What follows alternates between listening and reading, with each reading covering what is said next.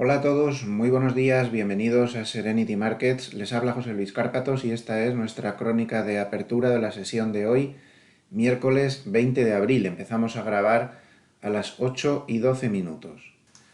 Y a estas horas pues tenemos una apertura que parece que va a ser moderadamente alcista en Europa. Tenemos al DAX y al Eurostoxx subiendo entre el 0,25 y el 0,32%, el IBEX que, bueno, siempre va aparte, está más o menos plano, y una apertura que se cimenta pues en el buen cierre que tuvo ayer Wall Street. No está muy claro qué pasó, eh, movimiento de este de bandazos que lleva en los últimos días, no hubo noticias especialmente favorables, más bien lo contrario.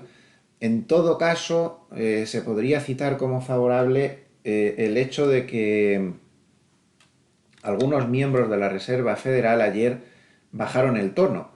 Una bajada de tono que no sirvió para que los bonos se calmaran, porque los bonos siguieron bajando pero de una manera tremenda, otro batacazo tremendo ayer, pero a las bolsas sí que les sirvió. En concreto, hay que citar las declaraciones de Evans, de la Reserva Federal, que dijo que, vamos, que no apoyó a Bullard con eso de subidas de 75 puntos básicos y expresamente dijo que a él no le parecía oportuno una subida tan fuerte en ningún momento y tampoco apoyó a Bullard en sus comentarios de que todas las reuniones hasta final de año iban a tener subidas de 50 puntos básicos. Evans dijo que bastaba con un par de subidas de 50 puntos básicos y el resto de 25. Por otro lado, Bostic también tuvo palabras bastante menos agresivas que Bullard y de hecho hasta llegó a decir que había que ser prudentes con la subida de tipos de interés porque la economía se estaba enfriando y había que vigilarla de cerca. Como vemos, una bajada del tono pues realmente fuerte, pero que no sirvió, insisto, para calmar a los bonos que siguieron machacados y que a estas horas vuelven a estar machacados. Ese es un factor inquietante. Ver a los bonos así, a las bolsas subiendo, nunca deja de ser demasiado fiable. Teniendo en cuenta que la rentabilidad del bono americano a 10 años se ha ido, vamos, estaba tocando hace poco el 2,98%. Llegamos a otro número redondo de resistencia psicológica que no va a ser fácil de pasar y más con la sobreventa extrema que tienen en este momento los bonos que no paran de bajar. Vamos a ver qué pasa a la altura de ese 3% psicológico. Si recuerdan, costó muchísimo pasar el 2 y una vez que se pasó ya salió disparado al alza. Vamos a ver qué pasa ahora con el 3% de rentabilidades. Siempre estamos hablando de rentabilidades. Como pueden ver, los futuros americanos en el Globex ahora mismo se han dado la vuelta y están claramente a la baja. Y esto tiene una explicación, y es que poco después del cierre, que fue eufórico, como ya hemos comentado, con subidas muy importantes, y que desde el punto de vista técnico, pues acercaron al SP500 a la grandísima zona de resistencias que hay entre la media de 200 y la media de 100. Mientras las subidas no superen esto, no se puede saber qué va a pasar. McGregor, ya saben que ayer hablaba de movimiento lateral con bandazos muy importantes.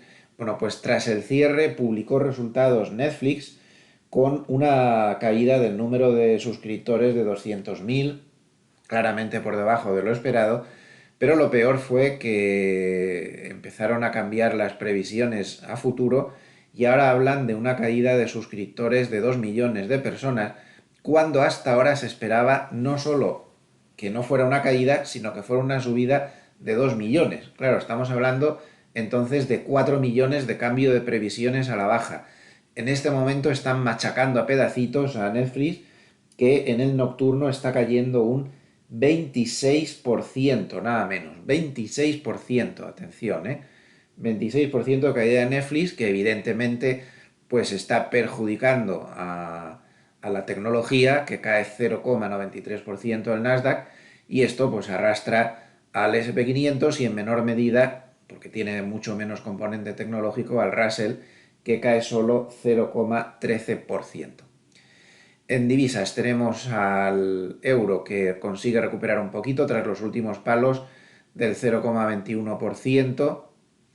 Tenemos a los bonos europeos que intentan, tras las fuertes caídas de ayer, estabilizarse y los bonos americanos, como ya hemos comentado, que siguen imparables. La caída es, esto la mayor caída de la historia de los bonos. Ahí lo tienen, caer, caer, caer, caer, pequeños rebotes que duran 2 o 3 días para volver a caer otra vez a continuación.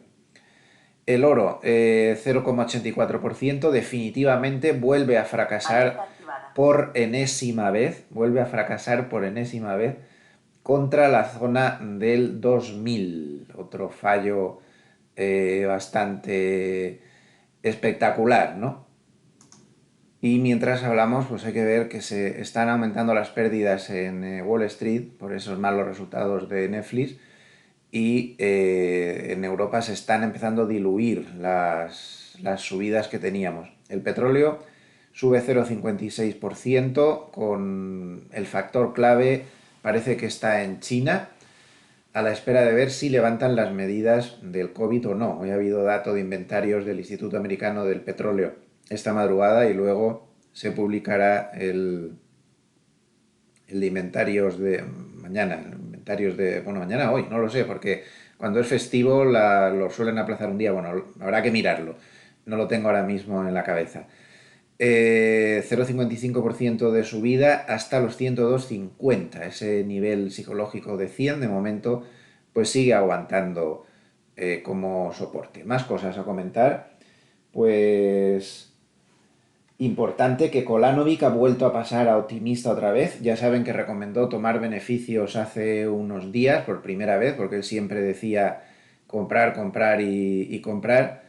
Kolanovic ahora dice que hay que pensar en un nuevo rebote y vuelve a recomendar tanto valores de crecimiento como valores de value. Así que, bueno, pues otra vez Kolanovic alcista, dice que tras el día de pago de impuestos y demás en Estados Unidos para las empresas, fue el jueves pasado, dice que hay una pauta estacional alcista. Y publica este gráfico para demostrarlo. Este es un gráfico promedio del SP500 de 30 años. Como se ve, tiende a tener una caída hasta el Tax Day, que fue el jueves de la semana pasada, y a partir de ahí tiende a tener hasta finales de mes, en el mes de abril, estacionalmente hablando, pues una subida bastante fuerte. No siempre se cumple, pero sí es un factor claro. En promedio sí. Ahora, no todos los años se cumple, ya saben cómo son estas cosas estacionales. Ayer la misma compañía que publica el dato de los mercados oscuros publicó este gráfico donde se ven las compras de puts contra las ventas de puts. Y como se puede ver, bueno, pues tampoco es que haya demasiado afán comprador de puts, ¿no?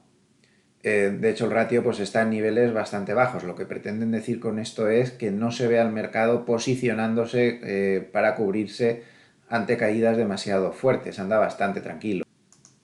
También, en todo caso, habría que destacar que si nos fijamos ayer, 19 de abril, a pesar de la fuerte subida que vimos, como podemos comprobar, el volumen en los mercados oscuros bajó. El volumen comprador bajó. Movimiento un tanto a la contra. Y sigue habiendo muy poquita chicha. Hay muy poquita chicha apoyando al mercado de fondo. Es lo que hay. Esto es lo que nos marca el indicador. No hay volumen vendedor, ellos también lo demuestran con ese gráfico de los puts que hemos visto, pero no hay tampoco volumen comprador. Y el HEX pues sigue en posición positiva, dando posibilidades de mayor rebote. Otro factor que se está comentando mucho en mercado pues es esa lectura extrema que se vio la semana pasada en la encuesta de la Asociación Americana de Inversores Individuales. Aquí tienen desde 1988, cada vez que se han visto lecturas tan bajas de la encuesta, como pueden ver, a los 3 meses solo se bajó en 2 ocasiones. Voy a agrandar la encuesta para ver aquí la parte final, que es lo interesante. A 6 meses solo una bajada, realmente curioso, y a 12 meses solo una bajada. En 2008 fueron todas las bajadas.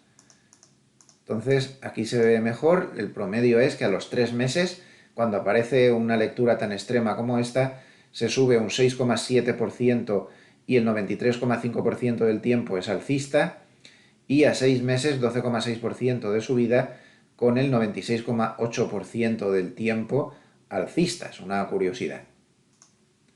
Más temas a comentar en la apertura, pues decir que Tesla dará resultados tras el cierre, importante, un valor que también mueve mucho el mercado, que durante la mañana se van a publicar muchos resultados importantes en Europa, destacando los de ASML, Carrefour, Danone, Heineken, y luego por la tarde en Estados Unidos se publicarán los de Procter. Y recuerden que tras el cierre, los de Tesla. Importantes declaraciones las que ha hecho Goldman esta noche, porque ellos estaban defendiendo que los cuellos de botella estaban mejorando, pero esta noche han rectificado y dicen que según su indicador que va midiendo pues cómo está ese tema de los plazos de entrega de proveedores y demás, ha empeorado notablemente en las últimas fechas, por lo cual dicen que los cuellos de botella están empeorando, y que creen que hay que dejarse ese comentario de que los precios van a empezar a caer en breve, que al empeorar los cuellos de botella esto no es algo factible de momento a corto plazo. Importantes declaraciones de Goldman, por lo tanto, que cambian un poco el sesgo que estaban teniendo últimamente.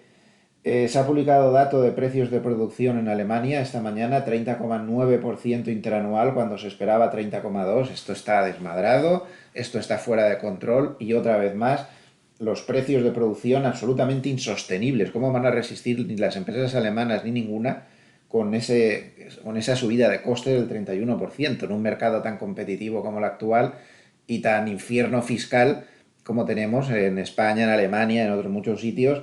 Pues es imposible mantener eso. Las empresas se las comen los impuestos y las subidas de los costes.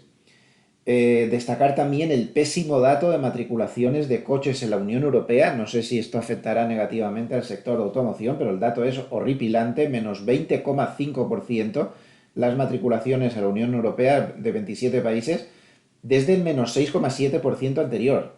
Recuerdo, menos 20,5%. Y por último, comentar que en Asia la noche está siendo dispar, porque por un lado tenemos al Nikkei que sube 0,8%, pero beneficiándose del cierre de ayer en Wall Street, pero tenemos que China está cayendo ante la decepción porque el Banco Central chino no ha tomado ninguna medida. Se esperaba que sí que lo hiciera porque llevaba mucho tiempo telegrafiando posibles movimientos favorables para el mercado, favorables para la economía, pero el caso es que ha pasado la reunión de largo y no han tomado estas medidas. Así que la bolsa china cae alrededor del 0,7% en estos momentos, aún no ha cerrado, pero el Nikkei, para ser exactos, ha terminado subiendo 0,86%. Esto es lo que hay, un mercado que sigue bastante revuelto y con el principal lastre de los bonos que no consiguen